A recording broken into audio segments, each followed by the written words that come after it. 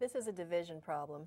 We have the quantity 6x cubed minus 8x squared minus 14x plus 13 divided by the quantity 3x plus 2. And to do this, first we'll write it as a long division. We have 3x plus 2 divided into 6x cubed minus 8x squared minus 14x plus 13. Now we're going to look at 3x in this first term, 6x cubed, and ask what is 6x cubed divided by 3x, and the answer is 2x squared.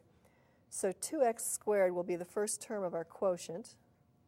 And now I multiply 2x squared times this divisor. 2x squared times 3x is 6x cubed, and 2x squared times 2 is 4x squared. Now I'm going to subtract this expression from this one.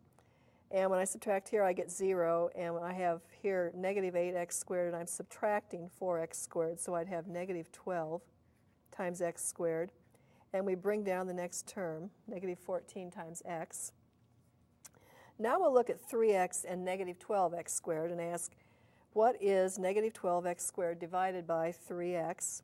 And the answer to that is negative 4x, so that's the next term of the quotient. And now I multiply negative 4x times this divisor, and I get negative 12x squared minus 8x. Subtracting again, negative 14, this was 0 when I do the subtraction. Here I have negative 14x minus negative 8x, or negative 14x plus 8x, which gives me negative 6x. And I bring down the last term, which is 13.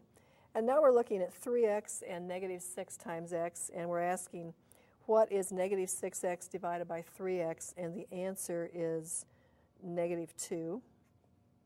So that goes into the quotient. Negative 2 times 3x is negative 6x, and negative 2 times 2 is negative 4. So doing these subtractions, this subtracts to 0, and here I have essentially 13 plus 4, or 17.